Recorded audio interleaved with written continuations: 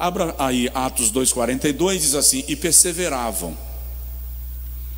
na doutrina dos apóstolos, e na comunhão, e no partir do pão, e nas orações. E em toda a alma havia temor, e muitas maravilhas e sinais se faziam pelos apóstolos. Diga amém. Agora diga comigo assim: Senhor, fala comigo. Amém. Pode assentar, amados, em nome de Jesus. Nós temos irmãos conosco em casa, milhares deles, adorando ao Senhor e recebendo a ministração da palavra de Deus. E nós queremos que o Espírito Santo transforme a nossa vida pelo poder da palavra pregada e ensinada. Eu acho que nós já estamos aí na quarta ou quinta semana falando sobre Atos 2,42 e destacando as características de uma igreja que vai protagonizar um avivamento. E já falamos sobre o que significa perseverança, que é permanecer naquilo que aprendeu desde o princípio, se posicionar sem retroceder daquilo que recebeu como fundamento da fé, como base da fé. Já falamos ao longo dessas semanas anteriores sobre os tipos de doutrinas que são conhecidas e que terminam por permear e reger os sistemas religiosos do nosso tempo, lembrando que compete à igreja seguir a doutrina que se fundamenta em Cristo Jesus, que é fundamentada nos ensinos de Jesus para o seu povo. Já falamos sobre o dever que os líderes têm de ensinarem a sã doutrina e alguns outros aspectos muito importantes do assunto. Na terça-feira passada eu falei sobre abençoados pela obediência, a dádiva de obedecer, a graça de obedecer. Hoje eu quero falar um pouco com os irmãos sobre a cilada da desobediência. A cilada da desobediência. Por que falar sobre isto? Por algumas razões. Primeiro, porque a nossa natureza pecaminosa e decaída, herdada em Adão, é uma natureza naturalmente rebelde. Nós somos desobedientes por herança. O pecado, a queda, a rebeldia de Adão contra Deus imprimiu em nós aquilo que Paulo chama, escrevendo aos Romanos, de a lei do pecado. No capítulo 7 ele diz: porque em mim está a lei do pecado. Aí no capítulo 8 ele diz que está em nós a lei do Espírito, ou seja, aqueles que se convertem a Cristo e que são influenciados pela operação da graça de Deus, não se deixam reger pela lei do pecado, são guiados e maestrados pela lei do Espírito.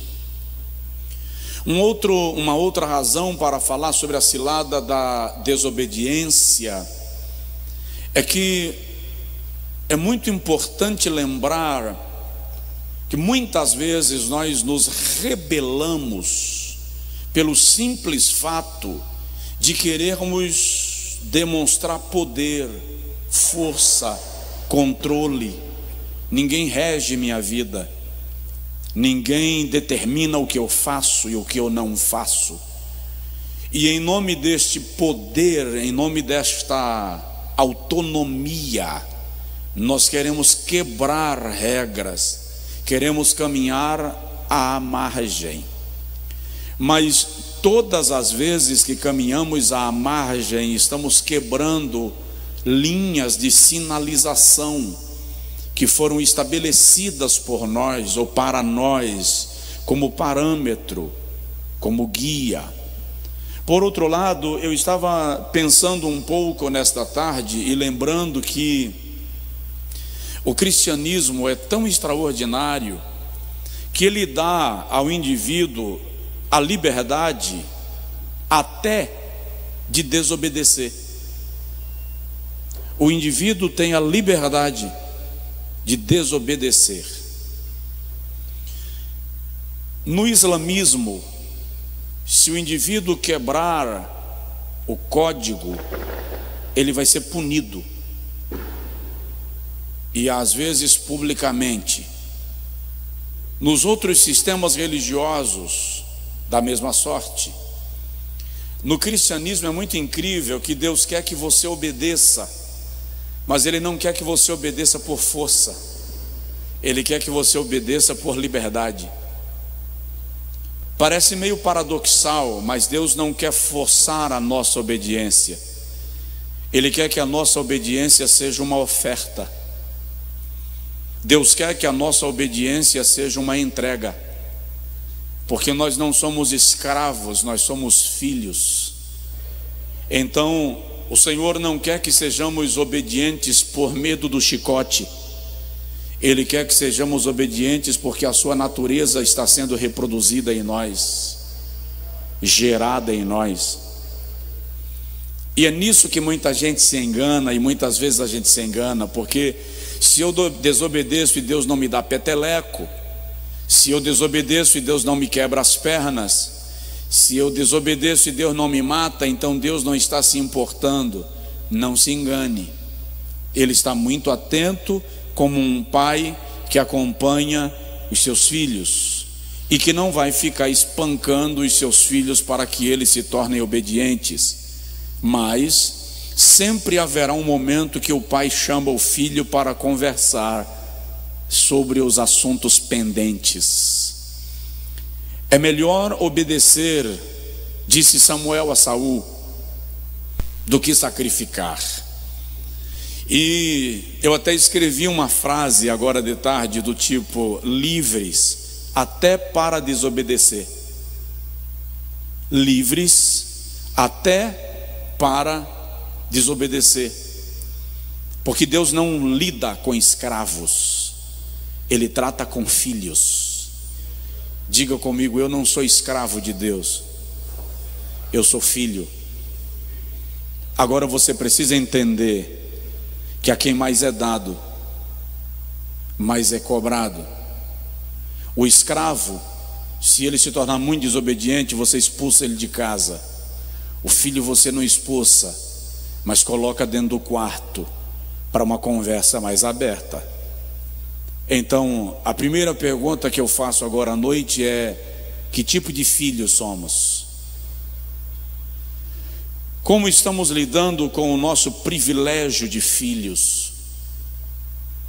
João capítulo 10, versículo de número 9, o Senhor Jesus diz assim: eu sou a porta, quem entrar por mim, entrará e sairá. Diga comigo: entrará e sairá. Você que está em casa pode falar também: entrará e sairá. Isso é liberdade, direito de ir e vir, direito de entrar e sair. E repito, porque Deus trabalha com filhos. Eu gosto muito de alguns trocadilhos de Paulo, sobretudo na carta aos Romanos, que é a mais rica das cartas doutrinárias. E é interessante que na carta de Paulo ele defende duas leis. Ele defende a lei da liberdade e a lei do amor. Na lei da liberdade, Paulo diz: eu sou livre para fazer o que eu quiser. Na lei do amor, ele diz: dentro da minha liberdade, se aquilo que eu vou fazer leva o meu irmão a pecar, então eu não faço, por amor ao meu irmão. Então, ao mesmo tempo que Paulo parece que vai soltar a gente para viver sem freio, ele vai lá e trava a gente com base na lei do amor. Quando a Bíblia diz que eles perseveravam na doutrina dos apóstolos, não está dizendo que eles eram escravizados, sofriam uma lavagem cerebral com base nos ensinos dos apóstolos. Eles eram livres também para não obedecer. Se o irmão lê Atos capítulo 5, quando Ananias e Safira, eu gosto de chamar de Nani e Safi, quando Nani e Safi chegam diante de Pedro e eles soltam uma mentira. Ananias e Safira morreram por causa da mentira, mas Pedro diz assim: porventura, sendo teu, tu não eras livre para reter e livre para entregar? Por que então mentistes ao Espírito Santo? Presta atenção, quando você é livre, sua responsabilidade é maior, porque você responde pela liberdade que recebeu. Está me entendendo? Diga amém. Então, eles perseveravam na doutrina dos apóstolos, eram livres para obedecer à doutrina como oferta de filhos. Mas o que eu quero compartilhar com você é que nessa liberdade da obediência, muitas vezes nós optamos pelo caminho da desobediência e caímos numa cilada. E normalmente a cilada da desobediência, como qualquer laço, trará consequências para aqueles que optam pelo caminho da rebeldia. Perseverar na doutrina dos apóstolos, então, é rejeitar a cilada da desobediência. Por quê? Porque a desobediência te faz escravo. A desobediência te escraviza. Lá no livro de Juízes, capítulo de número 6, aliás, o livro dos Juízes, ou o panorama do livro dos Juízes é o seguinte: Israel tem mais ou menos 300 anos que saiu do Egito e conquistou a terra. No livro dos Juízes já tem uns 300 anos de terra de Canaã. Todas as tribos estão instaladas, Israel já está organizado como povo. Ao redor de Israel existem algumas nações tradicionalmente inimigas, e que querem, porque querem o pescoço da nação de Israel, mas o Senhor os preserva. Enquanto Israel permanece fiel a Deus e obediente aos mandamentos de Deus, nenhuma nação prevalece contra eles. De repente a Bíblia diz assim: e Israel pecou, e Israel se rebelou, e Israel se desviou, e caminhou por outros deuses. Aí se levanta um povo que escraviza Israel.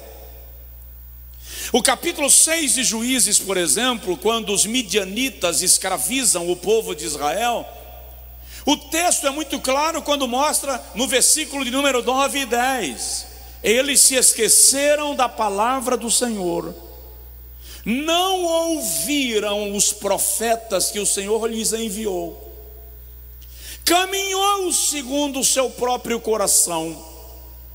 Então os midianitas vêm e lhes escravizam. Os midianitas eram um povo nômade, oriundo da região do Neguebe, mas era um povo violento, e era um povo, eu vou chamar de virulento. Eles atacavam em bandos, eram ataques em forma de hordas.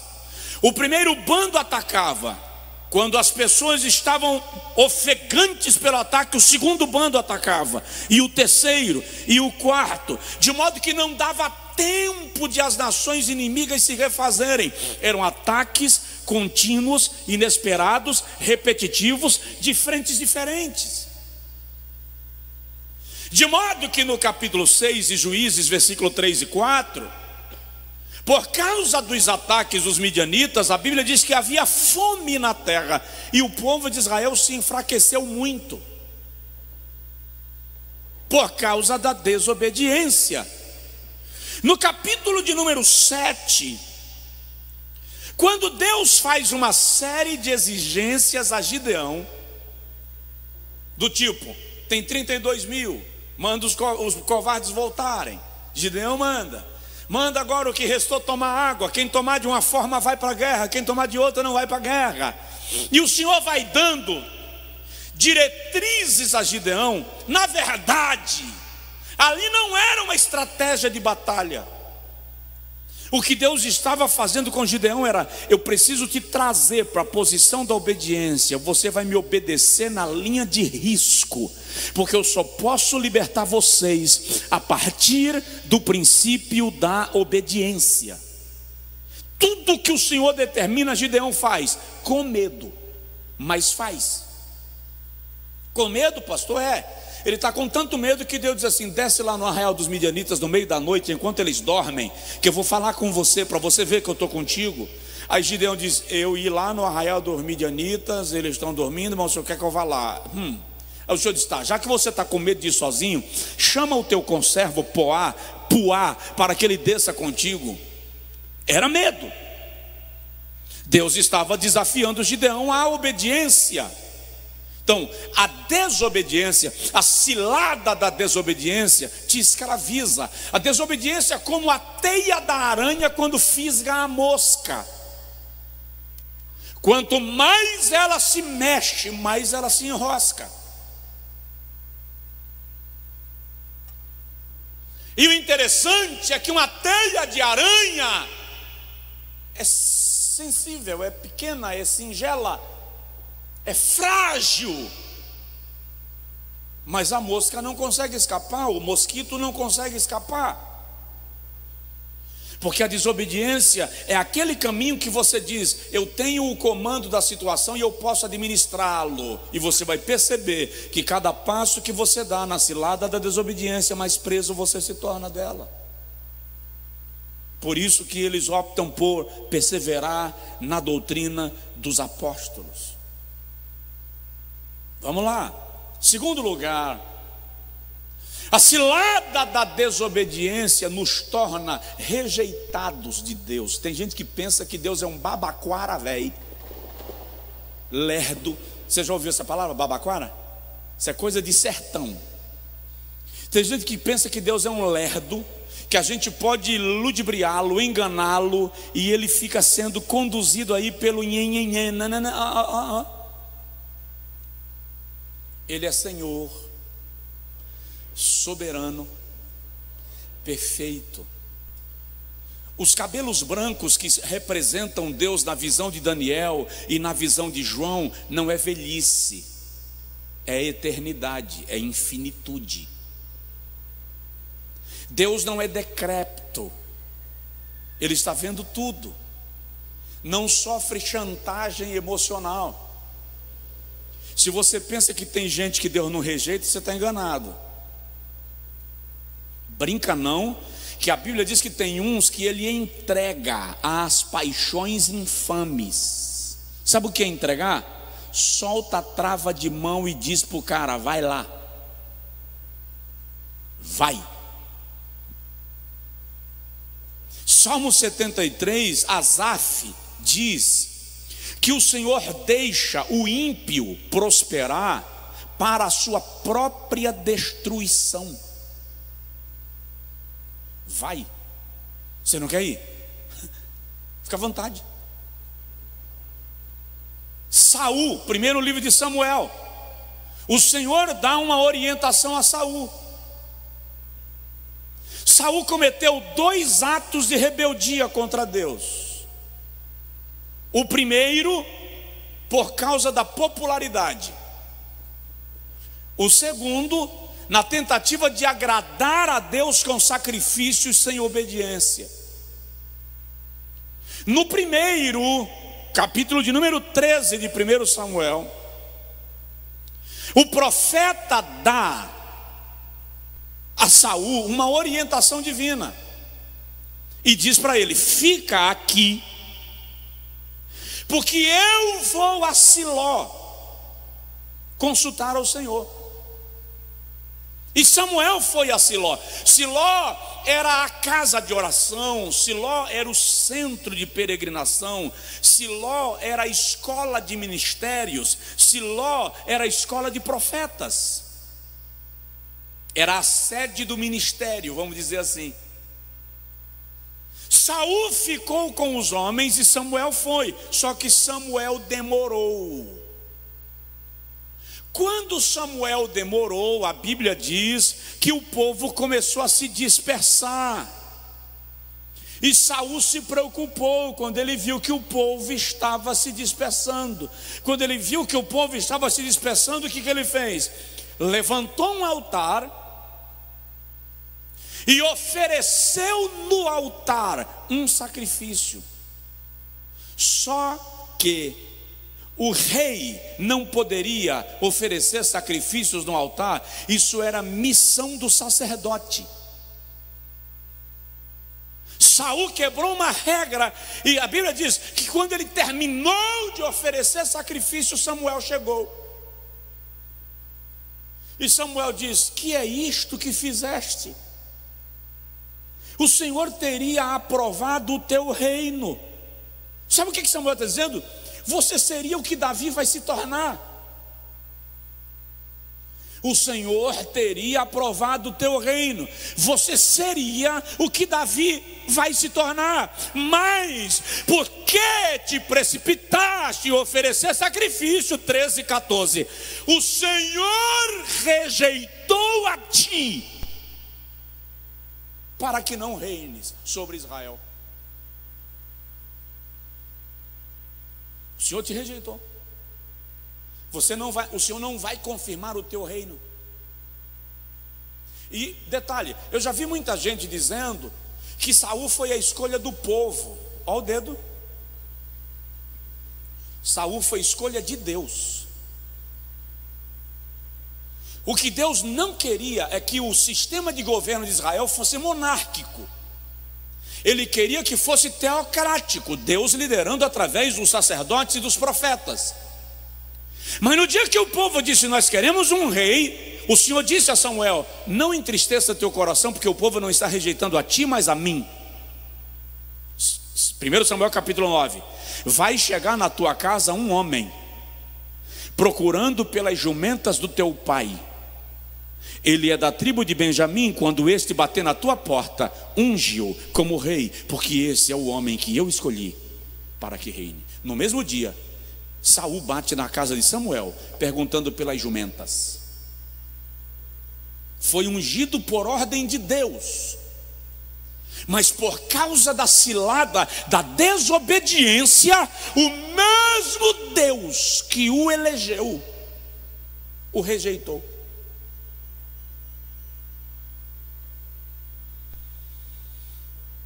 Tem alguém aí? Diz um amém de vez em quando, para eu ter a sensação que já tem cadeira ocupada. É pouquinho, mas tem.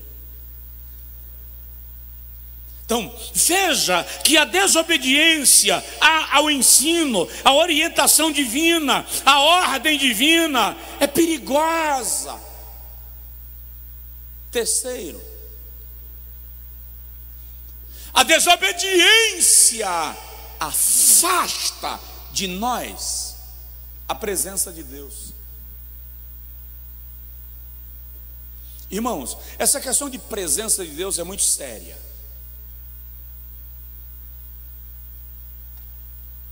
Primeiro porque a experiência bíblica vai revelar para nós que tem gente que perde a presença de Deus e não percebe. Perde a presença de Deus e não percebe. Juízes capítulo 16, versículo 20. Quando Sansão entrega o segredo do seu nazireado a Dalila, 3 tentativas anteriores, quando Dalila diz: lá vem sobre ti os filisteus, ele se levanta e quebra as amarras. Mas na 4ª vez, quando ela diz: vem sobre ti os filisteus, o texto diz em Juízes 16, 20, que ele se levantou para ir contra os filisteus, porque ele não sabia que o Espírito de Deus já não era com ele. O Espírito saiu e Sansão não percebeu.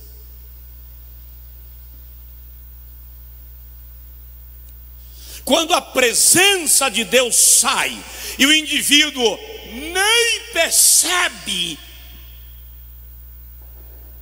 significa que o seu estado de letargia, de demência,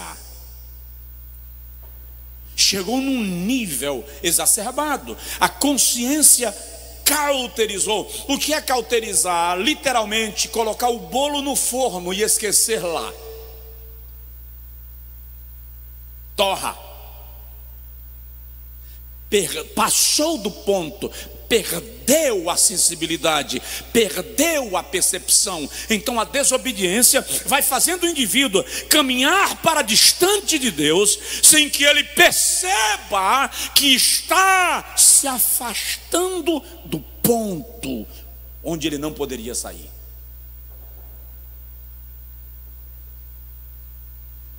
E isso é grave.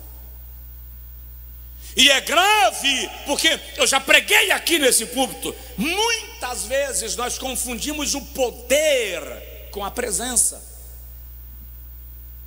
Como assim? Tem muita gente que está cheio do poder,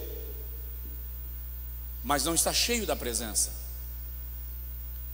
Muita igreja que está cheia do poder, mas não está cheia da presença. Não, pastor, peraí, isso é uma heresia. Êxodo capítulo de número 33, o Senhor disse a Moisés assim: a minha presença não irá contigo, eu vou mandar um anjo do meu poder, um anjo forte, para guiar o povo. A presença não vai, mas o anjo do poder vai. Moisés disse: não, Senhor, se a tua presença não for com a gente, eu não arredo daqui. Como é que os nossos inimigos saberão que o Senhor está conosco, se o Senhor não estiver à nossa frente, abrindo o nosso caminho? É aí que o Senhor diz a Moisés: então a minha presença irá contigo e te fará descansar.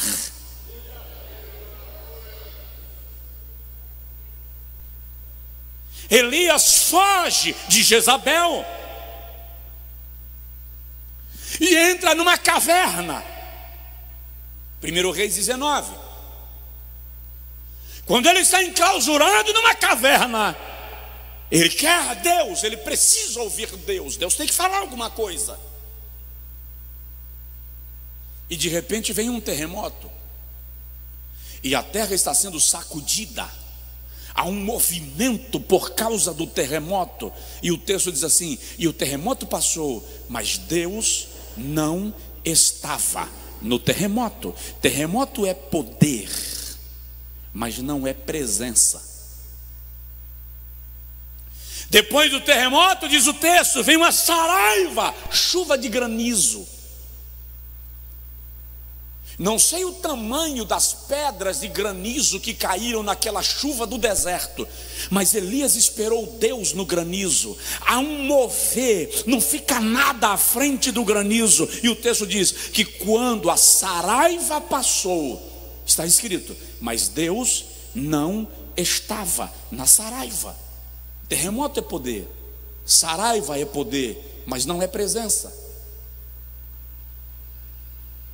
Depois o texto diz que vem um fogo, e o fogo vem consumindo tudo, e Elias para ouvir Deus no fogo, porque aliás há uma íntima relação entre Deus, Elias e o fogo. Se eu sou homem de Deus, desça fogo. Senhor, mostra para este povo que eu sou teu servo e que tu és Deus, desce fogo. Agora vem o fogo, e Elias diz, lá vem Deus, e o texto diz que o fogo passou, mas Deus também não estava no fogo. Era poder, mas não era presença. De repente o texto diz que há uma bonança e um silêncio, e uma voz brada na porta da caverna, na entrada da caverna: o que fazes aqui, Elias?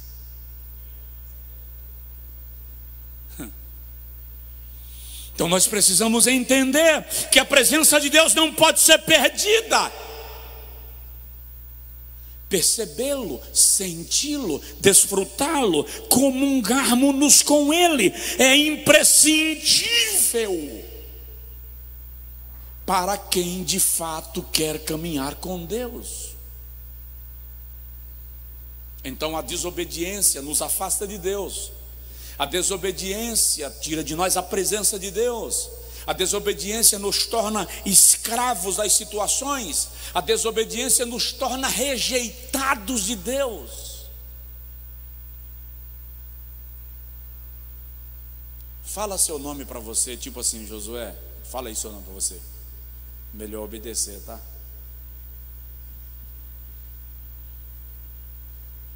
Quarto lugar, a cilada da desobediência pode nos consumir pelo fogo de Deus. Desobediência mata. Eu tenho dito a algumas pessoas nesse tempo desafiador que nós estamos vivendo, que alguns de nós está agindo de maneira desobediente, rebelde, em nome de Deus. Eu preciso que você entenda que em todo princípio de rebelião Deus não está, em todo princípio de desobediência Deus não está. Lá no livro de Levítico, capítulo 10, dois sacerdotes entram no lugar santo para oferecer sacrifício para Deus. E quando eles acendem o fogo no altar, o próprio fogo do altar veio e os matou. É muito curioso isso, e é uma das controvérsias da discussão bíblica. Como é que Deus matou os caras oferecendo sacrifício, gente? Eles estavam no altar oferecendo sacrifício. Não, eles não estavam fazendo como os filhos de Eli. Os filhos de Eli, a Bíblia diz que levavam mulheres para o lugar santo dos santos, assim, a fim de prostituir. Eles estavam profanando e afrontando a santidade de Deus. Não é o caso dos filhos de Arão. Os filhos de Eli pegavam as ofertas na entrada do santuário e levavam para as suas orgias. Não é o caso dos filhos de Arão. Eles estavam oferecendo sacrifício a Deus e morreram no altar pelo fogo que foram oferecer. Que estranho. Mas aí vai ler. Eu escrevi sobre isso esses dias para algum artigo, não lembro que artigo foi mais, mas eu escrevi, eu vou achar. Mas vai ler, vai pesquisar. Primeiro, a maior autoridade espiritual do arraial era Moisés. E Moisés não autorizou eles cumprirem aquele papel. A maior autoridade do santuário era Arão. E Arão não autorizou eles fazerem aquilo. E para piorar a situação, o texto faz entender que eles estavam embriagados quando entraram no lugar santo. E outra coisa, não era o sacerdote que acendia o fogo no lugar santo. O fogo havia sido aceso pelo próprio Deus. Eles tinham que pegar do fogo que o Senhor acendeu no capítulo 9 e colocar sobre o altar do sacrifício. O Senhor acendeu fogo no altar de incenso. Eles tinham que pegar a porção do fogo de Deus e levar para o altar do sacrifício, e não acender um fogo pessoal para o altar de Deus. Quem acende o fogo não é você, quem acende o fogo não sou eu, quem acende o fogo é o Senhor. Quando o fogo é meu, é estranho.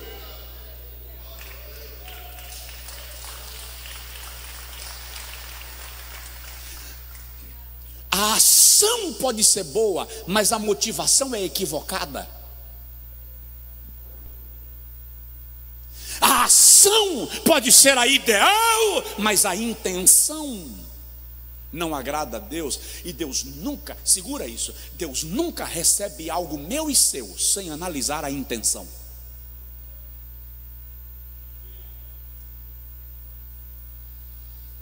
Galardão não me será dado pelo que eu fiz, mas pelo que me motivou.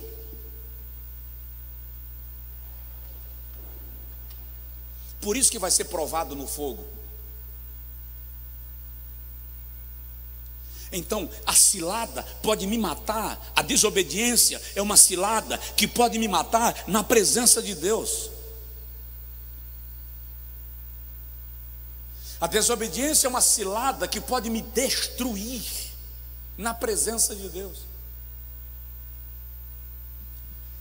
Lembra de, como é o nome do cara lá, do rei Assuero? Amã, né? Que planeja a morte de Mardoqueu.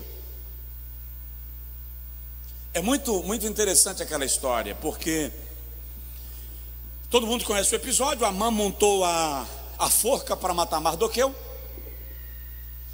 conseguiu um ofício do rei, marcado pelo anel do rei, ordenando a morte dos judeus. Mardoqueu manda um recado para Esté e diz assim: entra na presença do rei e pede para o rei ter compaixão, intercede por nós. Esté responde: tu sabes que ninguém pode entrar na presença do rei sem ser chamado. Se eu for à presença do rei sem ser chamado e ele não estender o cetro sobre mim, eu morrerei. Aí Mardoqueu, eu gosto disso, Mardoqueu diz assim: se tu não fizeres nada, de outra parte Deus levantará socorro para o seu povo. É muito lindo isso. Aí Esté manda dizer a Mardoqueu: coloca o povo aí em jejum, e também eu aqui e as minhas moças jejuaremos. Aleluia. E no terceiro dia eu irei ao rei, e se ele me estender o cetro, entrarei na sua presença, e se ele não estender o cetro, eu morrerei conforme a lei, e se eu morrer, morri fazendo alguma coisa. E quando ela entra diante do rei, o rei lhe estende o cetro, porque o jejum e a oração vai mexer o braço do rei.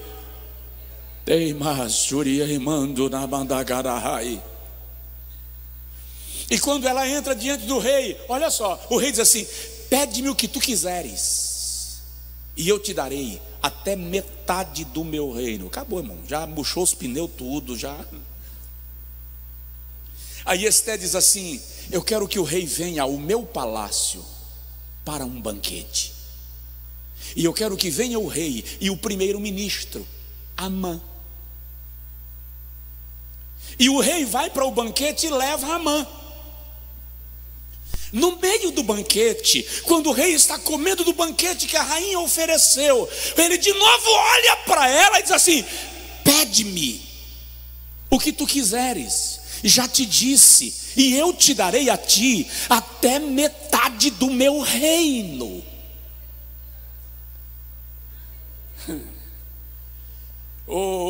Por que ela não pediu na primeira vez?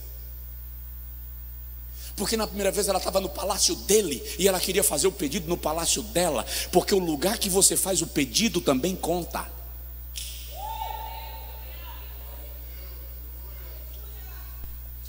Ela olhou para o rei e disse: não é metade do teu reino que eu quero, eu venho pedir pela minha própria vida.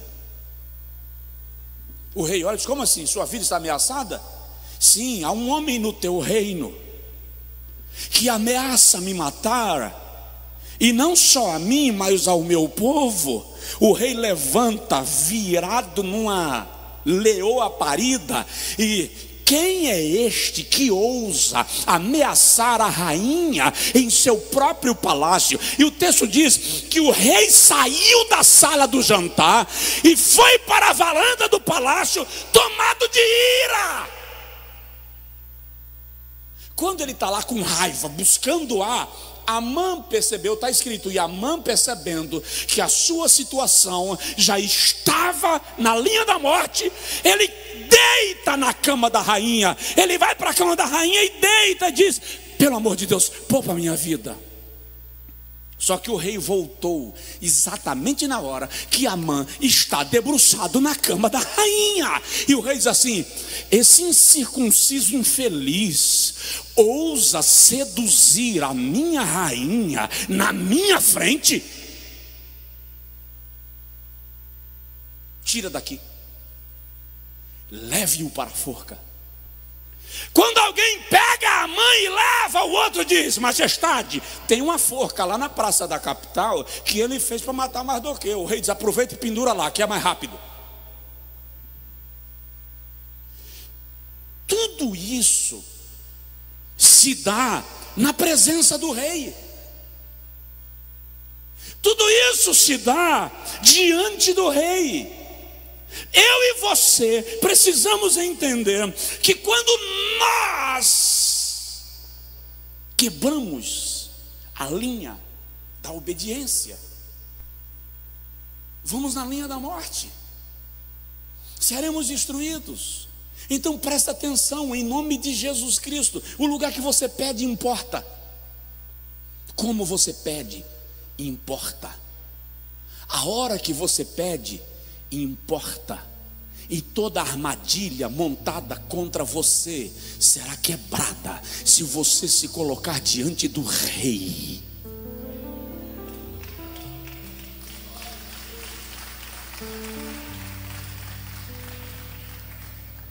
Vamos terminar?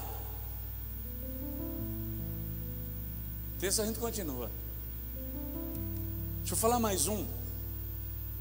A cilada da desobediência mata.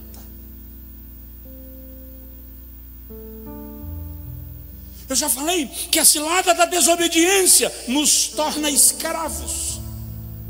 A cilada da desobediência nos torna rejeitados de Deus. A cilada da desobediência afasta de nós a presença de Deus. A cilada da desobediência nos mata diante do rei. Amã ditou a sua própria sentença diante do rei.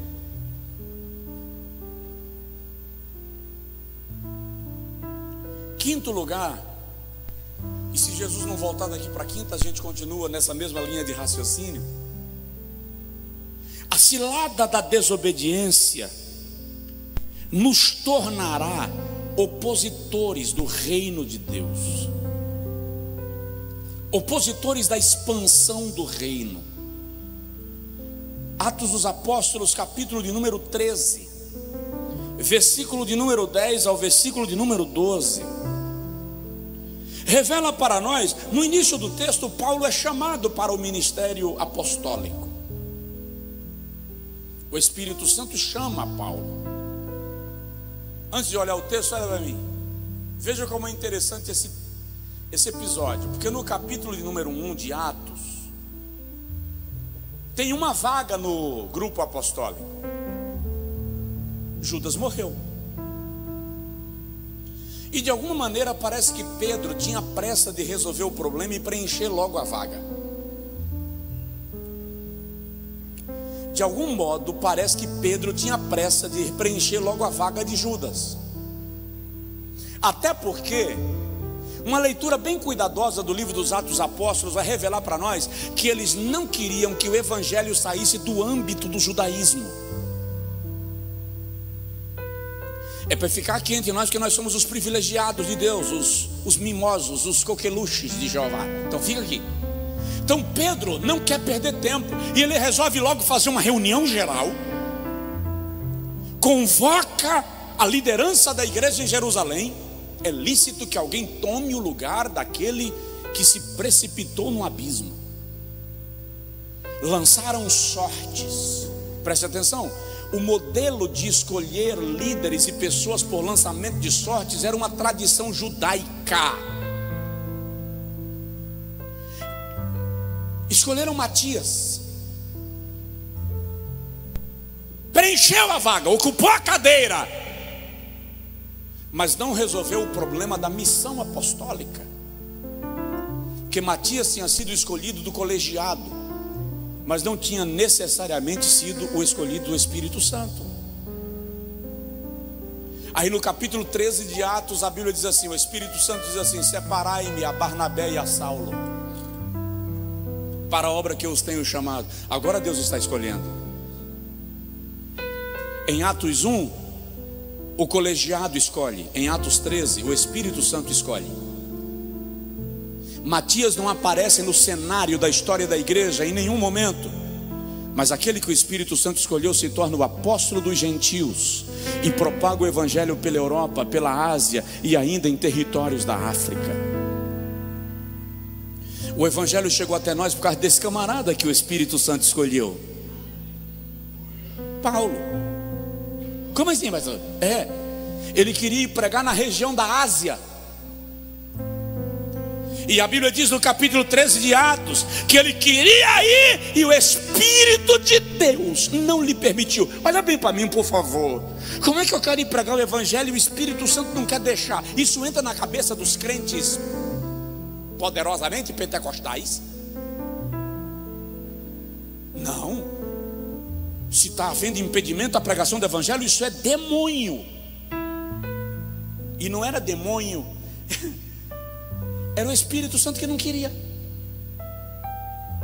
E já que o Espírito Santo não me deixa ir para a Bitínia, Paulo então quer ir para Antioquia da Psídia. E ele diz de novo, e o Espírito Santo não lhe permitiu. Isso está em Atos 16, me parece. O Espírito de Deus não lhe permitiu. Segunda vez, o Espírito de Deus, deixa eu conferir a referência, que é para ninguém dizer que eu estou pregando heresia. Atos 16, versículo de número 6 a seguir. Terceira vez Paulo quer ir para um outro lugar, e de novo o Espírito de Deus não lhe permitiu. Lá vai. E passando pela Frígia e pela província da Galácia, foram impedidos pelo Espírito Santo de anunciar a palavra na Ásia, uma vez. E quando chegaram a Mísia, intentavam ir para a Bitínia, mas o Espírito Santo não lhe permitiu. E tendo passado por Mísia, desceram a Troade.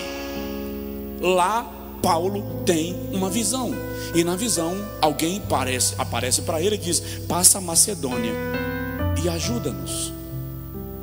E Paulo, entendendo que o Espírito Santo queria que ele fosse naquela direção, seguiu para a Europa, onde ele anunciou o evangelho.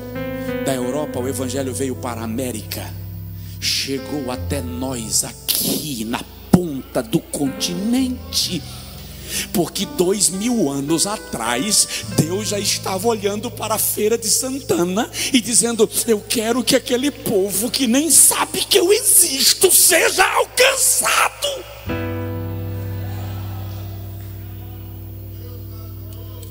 Mas um camarada precisou ser sensível à voz do Espírito Santo.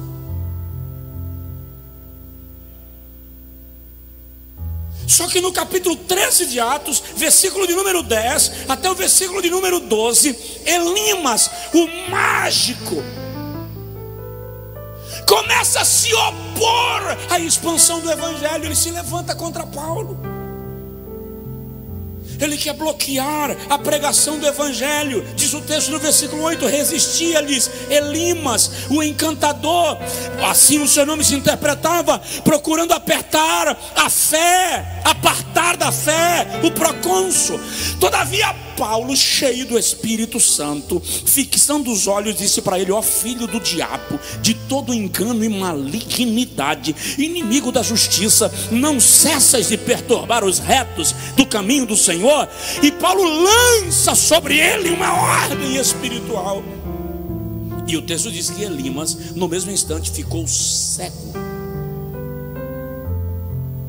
Todas as vezes que eu decido caminhar pela cilada da desobediência, eu estou decidido a impedir que o reino de Deus se expanda, que o reino de Deus cresça. Gente, quanta gente dentro do reino impedindo a expansão do reino. Quanta gente dentro da igreja impedindo a expansão da igreja. Você está pregando o evangelho e os filhos de Elimas estão dentro da igreja, cochichando no ouvido do outro e despregando. Sai do templo, vai para a tenda, vai para o corredor, vai para o banheiro, telefona, passa a mensagem e fica desfazendo o que está sendo dito. Ó filho da malignidade, servo de Satanás, filho de Elimas, que a escuridão venha sobre ti. É o que Paulo diz aqui para o camarada. Porque todos aqueles que trabalham contra a expansão do reino são filhos da malignidade. Foi duro demais agora, não foi? Mas é isso mesmo, está impedindo a expansão do reino. Uma das coisas que nós vamos ter que aprender é que o reino de Deus é maior do que as minhas intenções. O reino de Deus é maior do que eu. O reino de Deus é maior do que o meu ministério. O reino de Deus é maior do que a minha denominação. O reino de Deus é maior do que a minha ambição. Eu acho engraçado quando eu vejo gente brincando com o reino de Deus, como se o reino de Deus fosse a minha fazendinha, o meu sítio. Eu vejo líderes manipulando ovelhas como se fosse rebanho deles. Eu vejo líderes manipulando súditos do reino como se os súditos do reino fossem súditos seus, quando na verdade são súditos do rei. É que nós no Brasil não entendemos nada de monarquia. Para a gente compreender como funciona um reino, preste atenção, num reino não existem duas ordens, só existe uma, a do rei. Num reino não existem duas autoridades, apenas uma, a do rei. E quem ele quiser, ele delega a autoridade para cumprimento de uma missão em nome do rei. Num reino ninguém leva a glória, só o rei. Num reino o mérito não é de ninguém, só do rei. Num reino, quem se levanta contra o reino está se levantando contra o rei. No reino, quem fere um soldado do rei está ferindo ao próprio rei.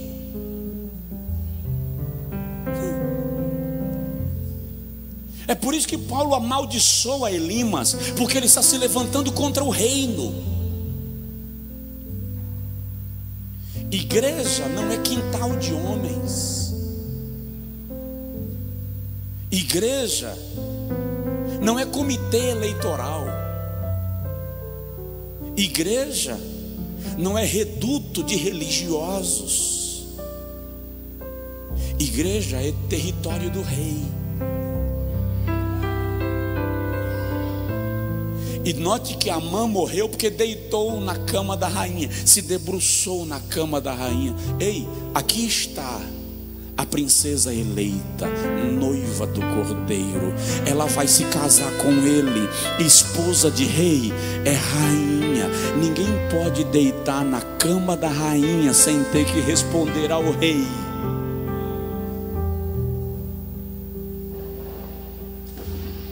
Por alguma razão isso não entra na nossa cabeça. Não sei para que servem esses 2 quilos de massa que tem dentro dessa caixa óssea.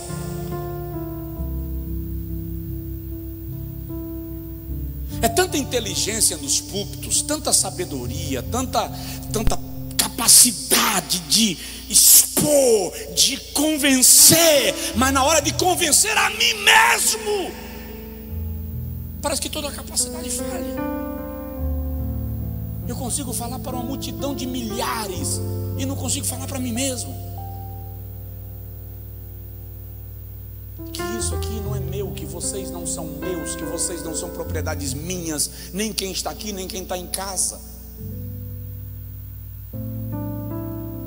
Nós somos do rei. Bata aí no peito e diga: eu sou do rei. E quem se levanta contra você, quando você está cumprindo a missão do rei, se levanta contra o reino. Entende? De vez em quando eu quero esquentar minha cabeça com algumas coisas do reino.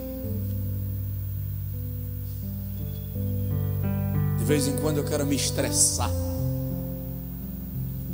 quando eu vejo gente brincando com as coisas do reino, e às vezes até pensando que eu sou meio idiota, e eu fico nervoso, porque se tem uma coisa que me deixa nervoso é quando o cara pensa que eu sou besta, eu fico ruim.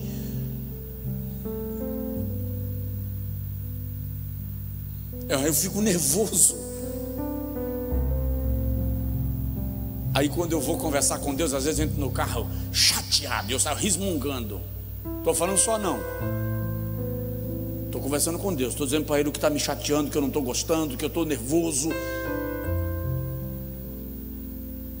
E aí, às vezes, lá no meio das folhagens, no final da floresta, linguagem figurada, tá? Eu ouço Deus soprar um vento e apenas dizer assim: por que você não se aquieta? Já que você entende que tudo isso é meu.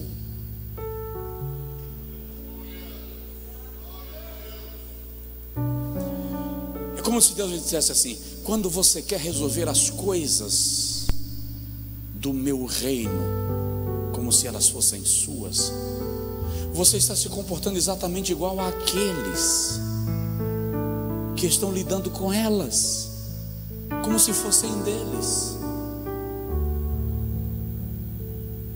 Descansa. Eu estou vendo, eu estou acompanhando.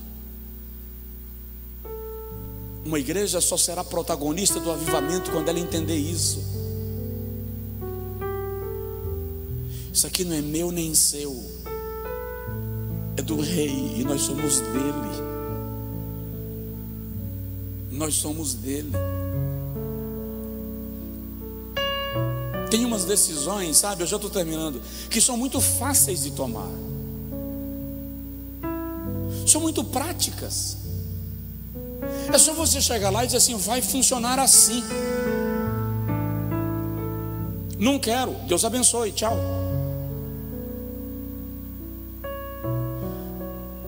Mas você precisa entender que muitas vezes o rei simplesmente olha para Davi e diz assim: não briga com os filisteus agora, vai te esconder atrás da floresta dos balsameiros e espera eu mexer com a copa das árvores. Você já conseguiu parar para analisar o conflito de Davi? Se esconder de filisteu atrás da floresta dos balsameiros. O problema não é Davi e Deus, porque eu te ouvi, Deus. O problema é como é que os meus homens estão me vendo. Como é que o meu exército está me vendo? Eu corri de filisteu. E parece que eu consigo ouvir Deus dizer nas linhas do piano: você tem que parar de se importar com o que o exército está pensando e começar a dar crédito ao que eu estou falando. Porque o que define a batalha é o que o Senhor disse, e não o que os homens pensam. E eu vou concluir dizendo a vocês: não há nada mais gracioso, mais glorioso, mais poderoso, mais gostoso, mais profundo aqui na terra, depois da tua salvação, do que deixar Deus guiar a sua vida passo a passo, passo a passo. É você entender que você pode tomar a decisão agora, mas Deus simplesmente quer que você espere, porque Ele tem um propósito no processo.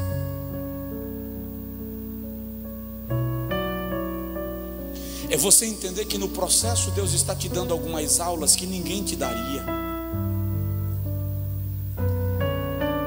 a gente não entende isso.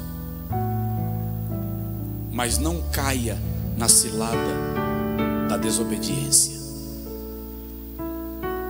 Se Deus te mandou sentar, senta e espera. Se Deus mandou você levantar, põe-te de pé. Se Deus te mandou ir, vai. Se Deus te mandou ficar, fica. E se Deus disse a você: não coma pão, nem beba água naquele lugar, não deixe outro profeta trazer uma segunda mensagem. Só quem estuda a Bíblia lembra desse episódio. O profeta foi ajudar a profetizar contra o altar, e Deus falou com ele: vai lá. Segundo Reis 13, vai lá. Agora você não come pão, não bebe água, nem volta pelo mesmo caminho. Sim, senhor.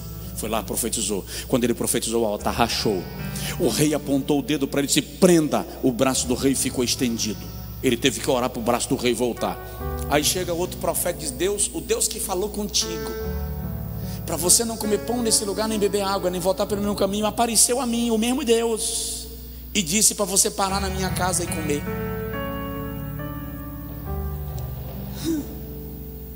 Foi. Quando ele está comendo, o profeta abre a boca e diz assim: aquele Deus que apareceu para você e disse para você não comer aqui, mandou te dizer que você não vai voltar para casa, você vai morrer no caminho. Na viagem, um leão matou o cara.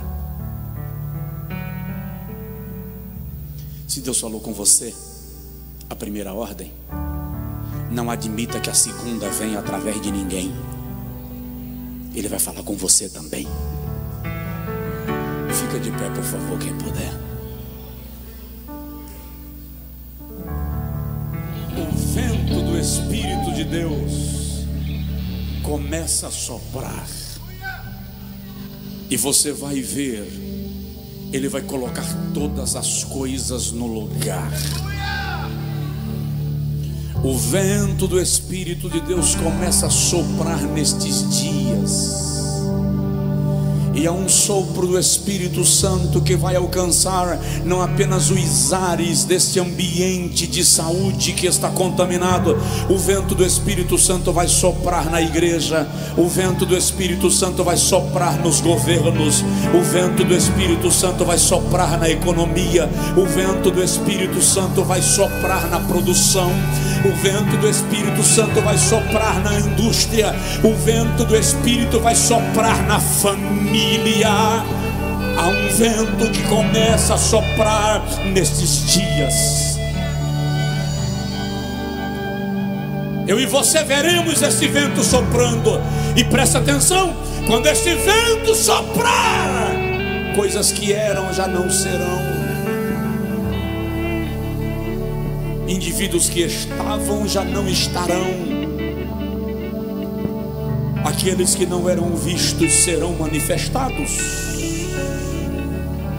Os que eram desconhecidos se tornarão revelados. E muitos que se sentem acima de qualquer linha de toque, a soberania vai alcançá-los. Porque o vento do Espírito Santo já começa a soprar. Por amor à igreja, por amor ao povo de Deus. Aleluia! E quando Ele sopra, cada osso move-se do seu lugar. Espírito Santo, manifesta a Tua presença na vida do Teu povo.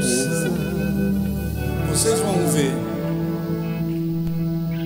Eu vou usar uma expressão do sertão: o dirmantelo que Deus vai fazer no mundo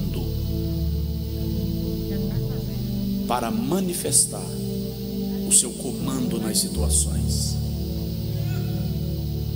Por amor à igreja e em resposta ao seu gemido. Eu via gavetas abrindo loucamente. abrindo e fechando diversas gavetas. Não eram gavetas de uma sala, eram gavetas de salas e salas e salas. Gavetas abrindo e fechando, papéis sendo esvoaçados como pelo vento, mas não jogados ao chão, reposicionados em gavetas diferentes sobre mesas.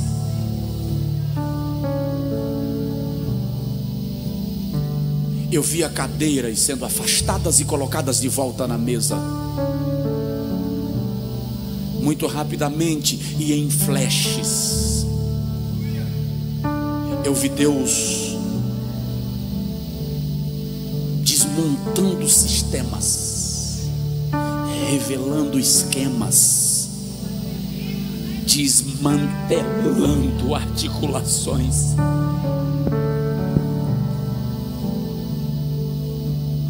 Por causa do gemido da igreja, não vai demorar, não vai demorar. E isso não é Brasil. Se preparem para ver. Vocês vão ver cadeiras sendo mexidas, esquemas manifestados. Eu estou falando de mentiras grandiosas. Eu não estou falando de coisinha, não. Estou falando de mentira grandiosa que Jeová vai manifestar aos olhos do mundo para desmantelar o sistema do diabo que quer escravizar o rebanho do Senhor. O Senhor o disse, o Senhor o faz, que Ele é Deus.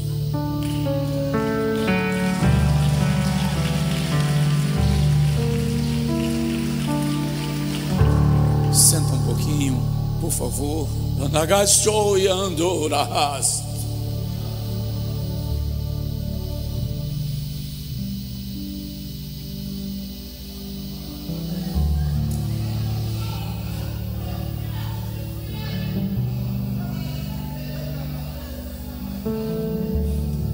Aleluia.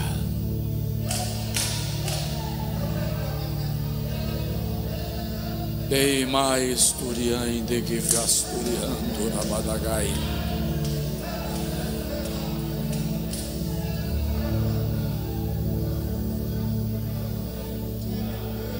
Aleluia.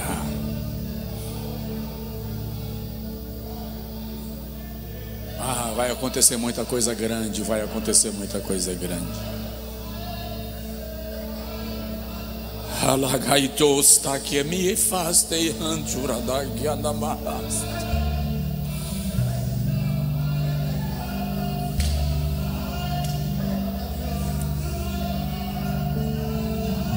Vai acontecer muita coisa grande. E não precisa ter medo. Não precisa ter medo. É por amor à igreja. E ouvindo o gemido da igreja, o Senhor virá em socorro dos seus.